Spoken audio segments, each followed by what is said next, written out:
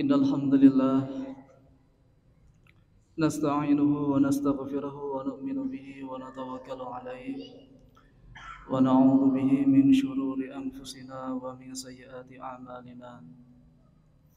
من يهده الله فلا مضل له ومن يضلله فلا هادي له. أشهد أن لا إله إلا الله وأشهد أن محمدا عبده ورسوله. اللهم صل وسلم على سيدنا محمد وعلى آل سيدنا محمد. قال رب اشرح لي صدري ويسر لي أمري واحلل عقدة من لساني يفقهوا قولي. أما بعد.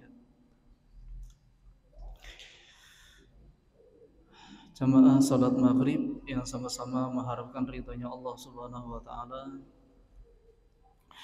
Kembali kita bersyukur kepada Allah Subhanahu wa taala karena saat ini Allah Subhanahu wa taala masih memberikan nikmat karunia serta hidayahnya sehingga kita semua saat ini bisa berada di tempat yang paling mulia, yaitu di masjidnya Allah Subhanahu wa taala.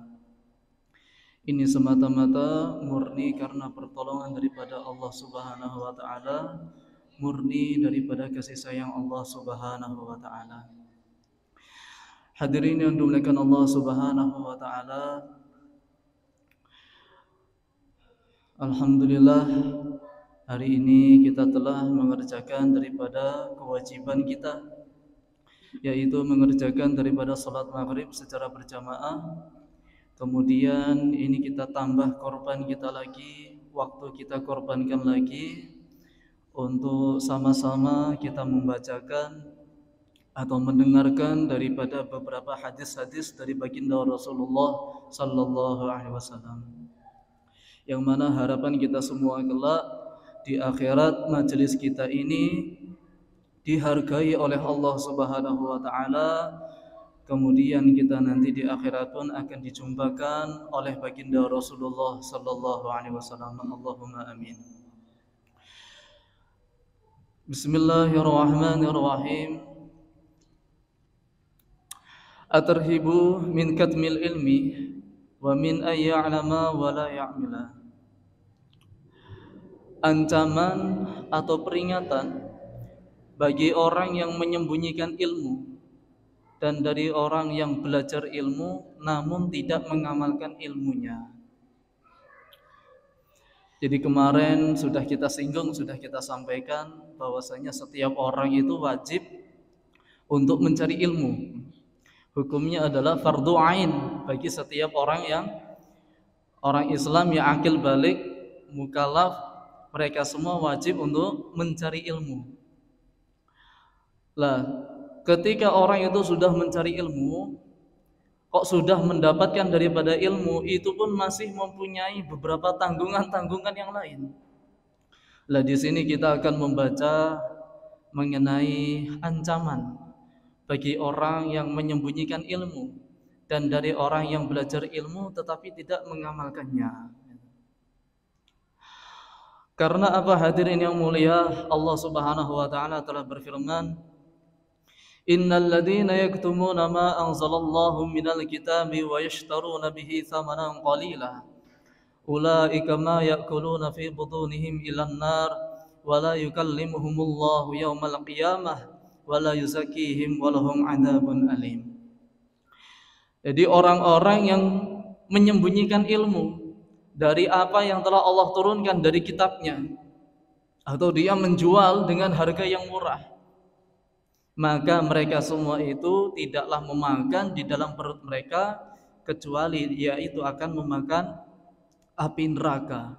Dan Allah Subhanahu wa taala akan berpaling kepadanya pada hari kiamat dan tidak akan disucikan, dan itulah azab bagi orang-orang dan itulah azab yang sangat pedih. Jadi orang-orang yang sengaja menyembunyikan ilmu dari dari kitab Allah, itu nanti dia itu akan mendapatkan daripada ancaman, yaitu Allah tidak akan mau tidak akan menyapa, berpaling kepada orang yang menyembunyikan ilmu. Begitu juga dengan orang yang menjual agama dengan harga yang murah. Ini menjual agama dengan harga yang murah itu yang maknanya itu Yang dulu saya ingat dari penyampaian guru saya, jadi kita itu ngaji itu dengan cara biar supaya mendapatkan keuntungan dunia. Maka itulah sama dengan orang yang menjual agama. Jadi kayaknya ngaji, kayaknya bagus, ngaji, tapi untuk mendapatkan hasil dunia. Maka itu apa yang dia hasilkan dari ngajinya tersebut, tidaklah dia itu kecuali memakan dari bara api neraka. Maka disinilah pentingnya kita ini untuk selalu memperbaiki daripada niat kita dalam setiap beramal, apa saja amalnya.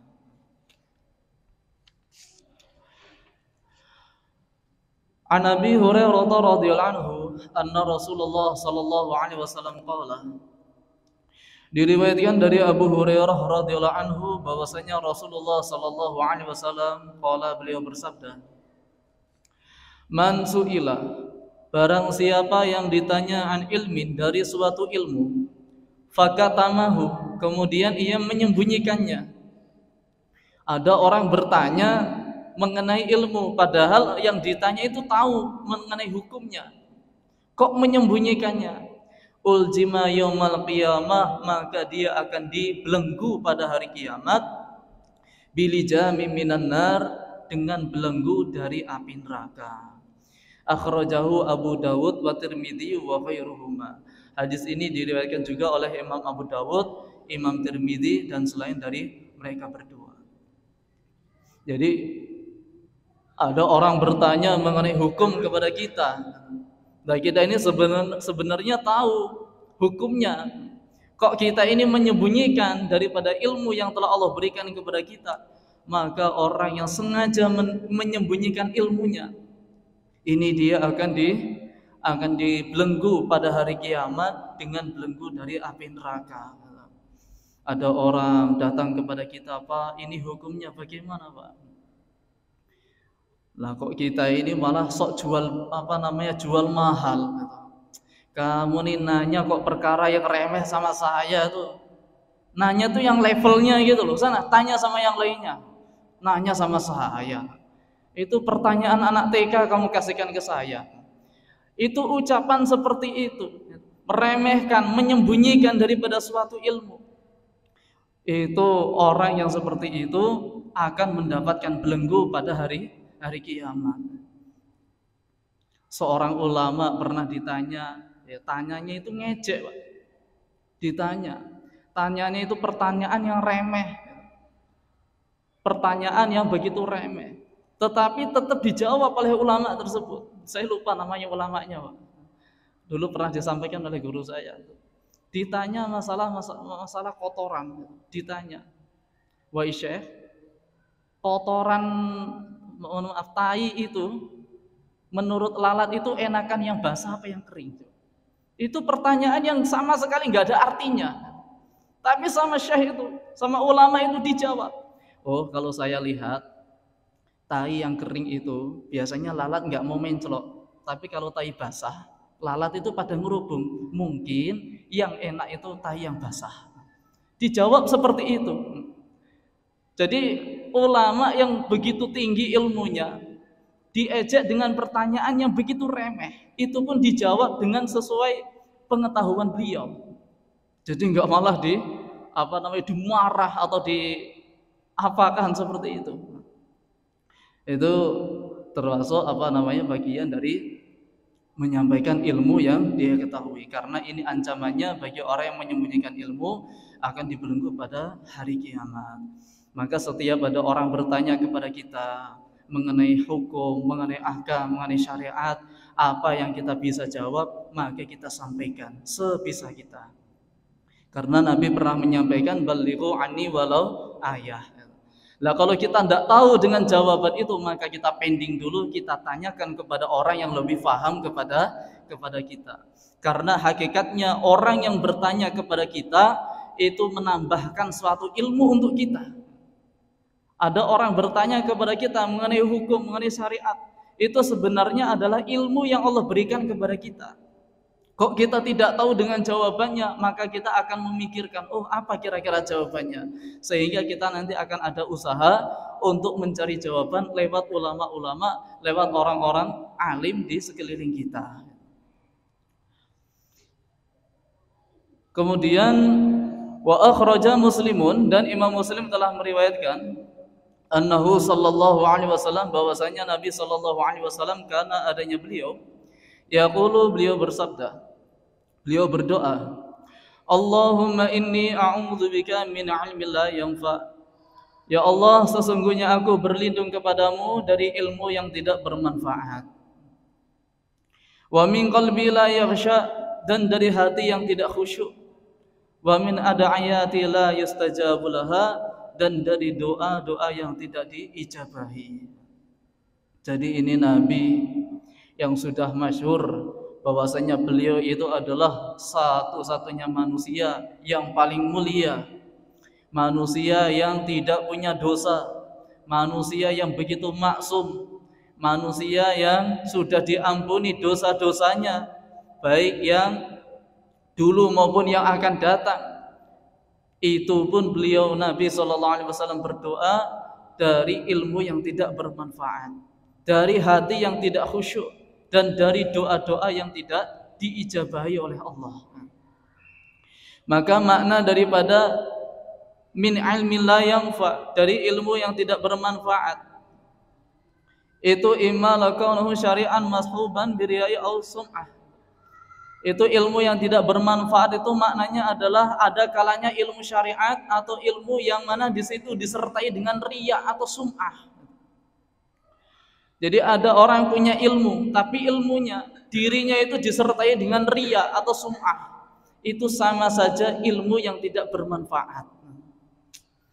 Allah.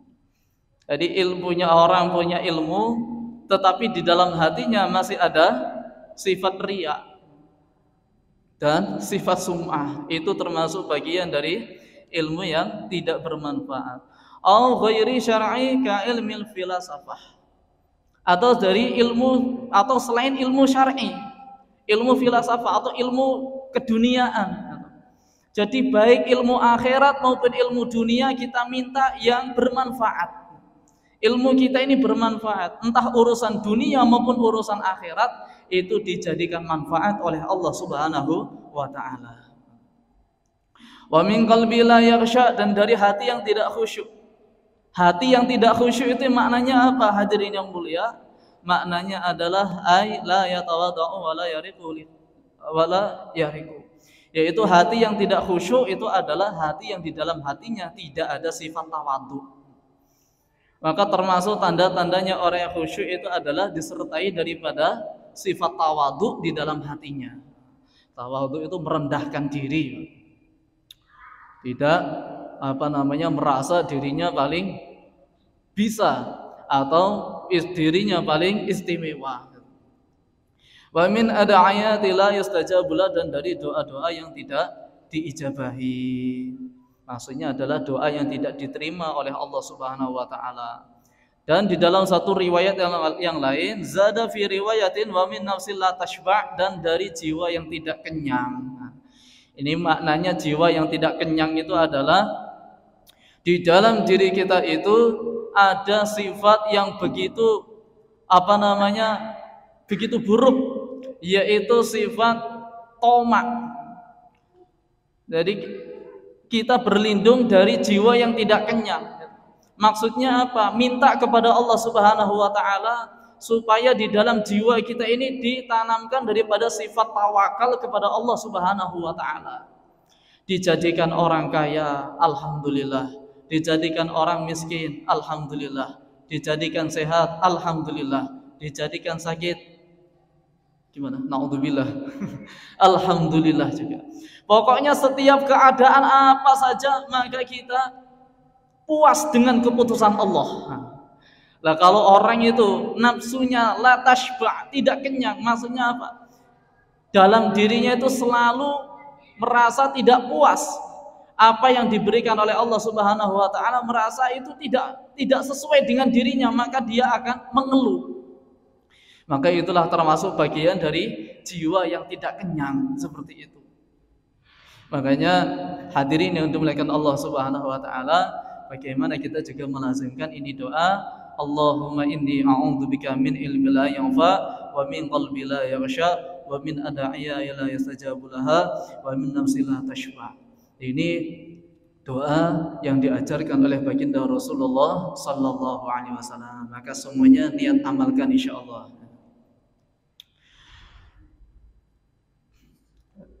At-targhibu fi ikrami ahlil ilmi wa rifqi bil muta'allimin. Penyemangat di dalam memuliakan ahli ilmu dan berlemah lembut kepada orang yang mencari ilmu. Wa bidzalli nasihati lahum wa li ghairihim, dan memberikan nasihat kepada orang yang mencari ilmu dan selain orang yang mencari ilmu. Ini di dalam bab ini, setelah kita tadi membaca daripada ancaman-ancaman dari orang yang menyembunyikan ilmu atau menjual agamanya, menjual ilmunya demi untuk mendapatkan keuntungan dunia, maka di bab berikutnya di sini ada targhib, penyemangat mengenai memuliakan kepada ahli ilmu. Maka hadirin yang dimuliakan Allah Subhanahu wa taala, antara ahli ilmu, antara pengajar dan yang mengajar itu sebenarnya mempunyai hak masing-masing.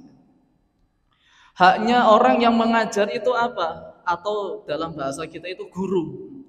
Haknya guru itu apa? Kepada muridnya. Haknya seorang guru itu adalah yaitu seorang guru tidak mengharapkan untuk dimuliakan. Karena di sini targetnya adalah mengenai ikram kepada ahli ilmu. Haknya seorang ahli ilmu yaitu dia tidak mengharapkan untuk dimuliakan oleh orang lain. Bahkan dituntut untuk selalu tawadhu kepada siapapun yang ada di hadapannya. Lah kemudian haknya seorang pelajar itu apa? Haknya seorang pelajar yaitu bagaimana bisa memuliakan gurunya semaksimal mungkin. Jadi semuanya mempunyai hak masing-masing. Jadi nanti tidak terjadi perkara yang tidak diinginkan. Yang ahli ilmu pinginnya dimulyani, sing randuwe ilmu ogah-ogahan memuliakan. Ngapain muliain orang? Mending muliain diri sendiri. Jadi kita semua mempunyai hak masing-masing. Ahli ilmu ada haknya, yang belajar ilmu pun ada haknya, orang awam biasa yang tidak pernah belajar ilmu pun punya hak masing-masing. Maka kita menyesuaikan hak kita masing-masing. Allah Subhanahu wa taala telah berfirman, "Wafid janahaka liman ittaba'aka minal mu'minin." Dan rendahkanlah dirimu kepada orang-orang yang ada di sekitarmu, kepada orang-orang mukmin yang telah mengikutimu. Jadi kita ini disuruh oleh Allah Subhanahu wa taala untuk selalu rendah diri. Makanya kalau kita ini masih ada di dalam hati kita ini ada sifat tawadhu kepada Allah Subhanahu wa taala, maka kita tidak akan bangga ketika dimuliakan dan tidak akan sakit hati ketika dihinakan. Karena dulu guru kita Gus Yusuf, beliau pernah menyampaikan, janganlah kamu itu berbangga jika ada orang memuliakanmu, karena yang berpahala itu adalah yang memuliakan, bukan yang dimuliakan. Dan gak usah sedih, gak usah risau, gak usah diambil pusing ketika ada orang yang menghinakanmu, karena sesungguhnya yang berpahala itu adalah yang dihinakan, bukan yang menghinakan. Jadi ketika kita dimuliakan oleh Allah, dimuliakan oleh orang lain, maka kita tanamkan dalam hati yang berpahala adalah yang memuliakan kita. Kok ada orang yang mencaci kita, menghina kita, maka kita tanamkan dalam hati bahwasanya yang berpahala itu adalah yang dihinakan. Sehingga nanti kehidupan kita ini akan menjadi lurus dengan asbab adanya sifat tawadhu di dalam hati kita. Wa an Aisyah radhiyallahu anha qalat, diriwayatkan dari Sayyidah Aisyah radhiyallahu anha, beliau mengatakan, amarana Rasulullah sallallahu alaihi wasallam, Rasulullah sallallahu alaihi wasallam telah memerintahkan kami, an nunzilan nasa manazilahum, untuk menempatkan manusia pada tempatnya masing-masing sesuai dengan derajatnya masing-masing. Nah, ini kita harus memahami keadaan orang-orang di sekeliling kita. Bagaimana seorang anak terhadap ayahnya, pemuda kepada orang tua kepada para pemuda, orang alim kepada orang awam kepada orang alim. Itu semua kita tunaikan hak-haknya. Kita posisikan sesuai dengan tingkat derajatnya masing-masing. Rawahu Abu Dawud, hadis ini diriwayatkan oleh Imam Abu Dawud. Wa an Abi Ruqayyah At-Tamim bin Aus Ad-Dari radhiyallahu anhu, diriwayatkan dari Abi Ruqayyah Tamim bin Aus Ad-Dari radhiyallahu anhu, anna Rasulullah sallallahu alaihi wasallam, bahwasanya Rasulullah sallallahu alaihi wasallam qala, beliau bersabda, ad-dinu nasihah, agama ini adalah nasihat. Qulna, maka kami mengatakan, liman, untuk siapa? Qal, maka Nabi bersabda, lillahi, untuk Allah, wali kitabihi, untuk kitab Allah, wali rasulihi, dan untuk utusan Allah, wali a'immatil muslimina, dan untuk para pemimpin orang-orang muslim, wa ammatihim, dan umumnya orang-orang muslim. Rawahu, hadis ini diriwayatkan oleh Muslimun, Imam Muslim. Jadi agama itu adalah nasihat. Maka para sahabat mengatakan, untuk siapa? Maka Nabi sallallahu alaihi wasallam bersabda, untuk Allah. Wan nasihatu lillah, maksudnya nasihat untuk Allah itu apa? Al imanu bihi bima jaa anhu, yaitu iman kepada Allah Subhanahu wa taala dan dari perkara apa yang telah datang dari Allah Subhanahu wa taala, itu kita imani. Berita apa saja yang datangnya dari Allah Subhanahu wa taala, perintah apa saja yang datangnya dari Allah Subhanahu wa taala, entah itu sesuai nafsu atau tidak sesuai nafsu, entah itu masuk akal atau tidak masuk akal, maka kita jalankan semua itu perintah-perintah Allah Subhanahu wa taala. Wali kitabihi, dan untuk kitabnya Allah. Maknanya apa? I'tiqadu ma ja'a fihi, kita meyakini apa yang telah ada di dalam kitab itu. Meyakini perkara yang datang di dalam kitab itu. Isinya kitab Al-Qur'an itu apa saja, maka kita yakini. Karena apa, hadirin yang mulia, kok ada di antara salah satu kita ingkar dengan satu ayat Al-Qur'an saja, maka itu orang yang sudah keluar dari Islam. Kok ingkar satu ayat saja dari Al-Quran, itu mudorotnya begitu besar. Maka maksudnya ad-dinu nasihah wali kitabihi itu adalah meyakini semua perkara yang datangnya dari dalam Al-Quran. Wa tasdiqu bidzalik, kemudian kita membenarkan itu semua. Membenarkan isi Al-Quran, itu kita benarkan semua. Jadi tidak hanya meyakini, tidak hanya menerima, juga kita membenarkan daripada isi-isi Al-Quran. Wan nasihatu li Rasulillah sallallahu alaihi wasallam, dan nasihat untuk utusannya Allah Subhanahu wa taala, maknanya apa? Ta'dhimuhu, kita mengagungkan Nabi. Wal istimsaku bi sunnatihi, kemudian berpegang teguh kepada sunnahnya baginda Rasulullah sallallahu alaihi wasallam. Wa tablighiha, dan menyampaikan sunnah-sunnahnya Rasulullah sallallahu alaihi wasallam. Itu maknanya nasihat untuk Nabi itu adalah kita mengagungkan Nabi, berpegang teguh kepada sunnah Nabi, dan menyampaikan daripada sunnah-sunnahnya Rasulullah sallallahu alaihi wasallam. Wan nasihatu li a'immatil muslimin, kemudian nasihat untuk para pemimpin orang-orang muslim. Maksudnya apa? Ta'atuhum, yaitu mentaatinya. Fi ridhal maula, untuk mencari ridhonya Allah Subhanahu wa taala. Wa irsyaduhum ilal haq, dan petunjuk mereka kepada jalan yang benar. Karena kita ini juga wajib patuh kepada amir, kepada pimpinan kita. Nah, itu mentaati daripada amir kita, pimpinan kita, selagi perintah itu adalah perintah yang tidak melanggar daripada syariat Islam. Wan nasihatu li'amah, kemudian agama itu juga nasihat untuk umum, untuk umat Islam secara umum. Maknanya apa? amaruhum bil ma'ruf, yaitu memerintahkan mereka dengan kebaikan-kebaikan, wa nahihum 'anil munkar, dan mencegah mereka dari perbuatan mungkar. Itulah agama. Maka hadirin yang dimuliakan Allah Subhanahu wa taala, ini kita bagaimana kita bisa mengamalkan dan menyampaikannya. Sedia semua insyaallah ya. Kemudian setelah tadi penyemangat mengenai ikram kepada ahli ilmu, maka yang berikutnya adalah at-tarhibu minal kibri wal ijab. Ancaman dari sifat sombong dan sifat ujub. Wa targhibu fil hilm. Kemudian penyemangat mengenai hilm, sifat aris. Wa ihtimalul adza, dan menanggung beban. Wal afwa, dan memaafkan. Wal i'rad 'anil jahilin, dan berpaling dari orang-orang jahiliyah. Maksudnya orang-orang yang tidak paham, orang-orang jahil itu orang-orang yang memang tidak mau tidak mau mengambil kebaikan, orang-orang jahil. Sebenarnya di mana-mana sudah banyak majelis-majelis taklim, di mana-mana sudah banyak pesantren, di mana-mana sudah banyak orang alim, tetapi memang nggak mau datang ke majelis taklim, tidak mau datang ke majelis-majelis ilmu. Itulah orang jahil. Maka kita berpaling dari orang-orang jahil.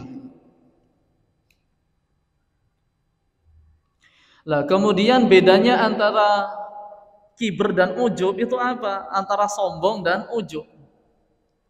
Ujub itu adalah puas dengan dirinya sendiri. Itulah ujub. Ujub itu marem dengan dirinya sendiri. Kalau enggak aku tuh siapa lagi? Orang itu kalau sudah ngomongnya aku repot. Itu termasuk bagian dari ujub. Puas dengan dirinya sendiri. Nah, sedangkan sombong itu apa? Sombong itu adalah meremehkan daripada orang lain atau menolak kebenaran. Itu adalah bagian dari sombong.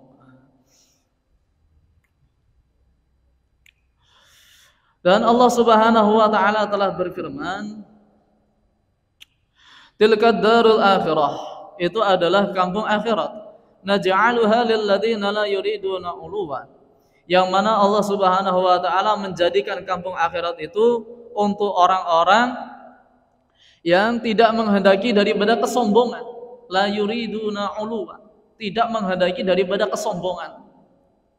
Wala fasadan, dan tidak juga menghendaki kerusakan. Wal 'aqibatu lil muttaqin, dan itu adalah balasan yang kesudahan yang baik bagi orang-orang yang bertakwa. Jadi kampung akhirat itu nanti surga itu nggak ada ceritanya ada orang sombong. Orang sombong itu nggak akan bisa masuk ke dalam surga. Karena di dalam surga itu adalah orang-orang yang menghendaki untuk menghindari daripada kesombongan dan menghindari daripada kerusakan. Dan Allah Subhanahu wa taala juga telah berfirman, "Wala tusa'ir khadaka lin-nas wala tamsi fil ardi maraha, innallaha la yuhibbu kulla mukhtalin fakhur." Janganlah kalian memalingkan wajahmu kepada manusia karena sombong. Wala tamsi fil ardi maraha, dan jangan pula kalian berjalan di bumi dalam keadaan congkak, angkuh. Karena sesungguhnya Allah Subhanahu wa taala tidak mencintai orang-orang sombong atau orang-orang yang bangga diri. Itu ancaman bagi orang-orang yang mempunyai sifat sombong dan puas diri, ujub dan sombong itu. Lah ujub dan sombong itu plek itu. Orang itu kalau sudah punya sifat sombong, maka ujubnya pun akan ada. Atau orang itu sudah puas dengan dirinya sendiri, maka sombongnya pun nanti akan timbul. Wa an Ibnu Mas'udin radhiyallahu anhu 'anin Nabi sallallahu alaihi wasallam, dan diriwayatkan dari Ibnu Mas'ud radhiyallahu anhu 'anin Nabi sallallahu alaihi wasallam, dari Nabi sallallahu alaihi wasallam beliau bersabda, "La yadkhulul jannah," tidak akan masuk surga, man orang kana yang adanya dia fi qalbihi, di dalam hatinya, mithqalu dzarratin min kibrin, sebesar biji zarrah dari sifat sombong. Jadi orang yang di dalam hatinya terdapat sifat sombong walaupun hanya sebesar biji zarrah, maka dia tidak akan masuk ke dalam surga.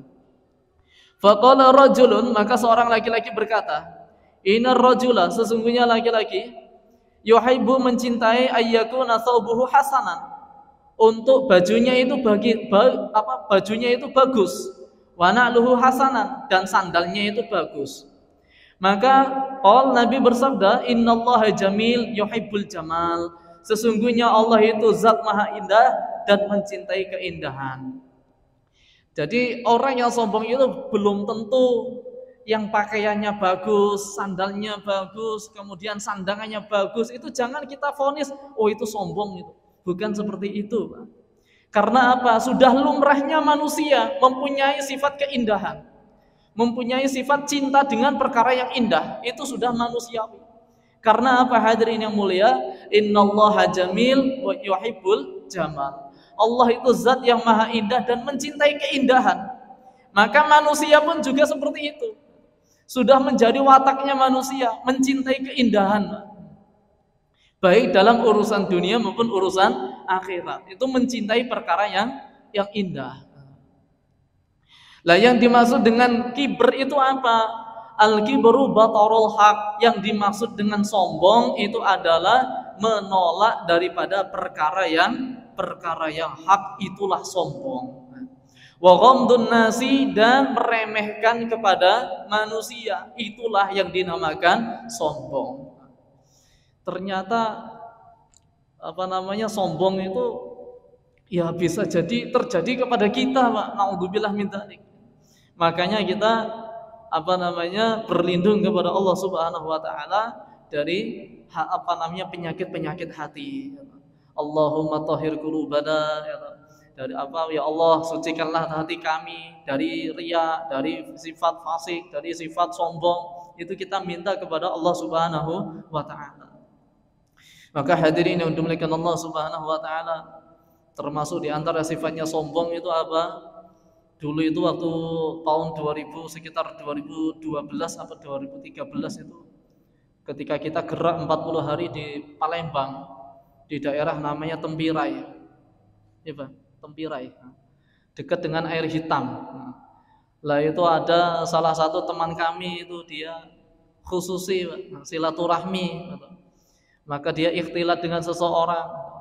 Ayo Pak, sebentar lagi mau sholat, waktunya sholat sudah mau datang, mari kita sama-sama ke masjid Pak. Maka tanpa disangka-sangka orangnya itu mengatakan apa? Sudahlah, kamu gak usah ngajak-ngajak saya, surgaku buat kamu saja, sana, gak usah ngajak-ngajak saya, pergi saja kamu. Lah itu sifat yang seperti itu, Pak, termasuk bagian dari kesombongan itu, menolak daripada perkara yang hak. Makanya ketika kita mendapatkan nasihat, mendapatkan nasihat dari siapa saja orangnya, entah itu orang tua atau orang muda, bahkan anak kecil sekalipun, kok yang disampaikan itu adalah perkara yang hak, maka kita harus menerimanya dengan lapang dada. Harus menerima dengan lapang dada, selagi yang disampaikan itu adalah perkara yang hak. Lah kalau kita ini sampai menolak, kamu ini ngomong apa toh? Sana pergi-pergi. Sampai mengatakan, sampai menolak seperti itu, maka naudzubillah min dzalik, masih ada benih-benih sifat kesombongan di dalam hati kita. Maka hadirin yang dimuliakan Allah Subhanahu wa taala, ini kita yang berbicara, yang mendengarkan, kita sama-sama usaha bagaimana kita semua bisa menghindari daripada sifat-sifat yang dilarang oleh Allah Subhanahu wa taala. Di antaranya adalah sifat sombong dan sifat ujub. Karena ini ancamannya begitu luar biasa. Insyaallah ya.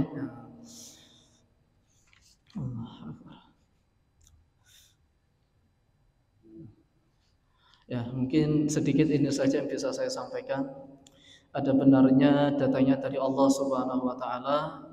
Apabila ada salahnya dalam penyampaian saya mohon maaf yang sebesar-besarnya, karena hakikatnya saya sendiri juga masih belajar. Untuk sempurnanya majelis, mari kita tutup dengan doa kifarah majelis. Subhanallah wa bihamdihi, subhanakallahumma wa bihamdika, asyhadu an la ilaha illa anta, astaghfiruka wa atubu ilaik. Wassalamualaikum warahmatullahi wabarakatuh.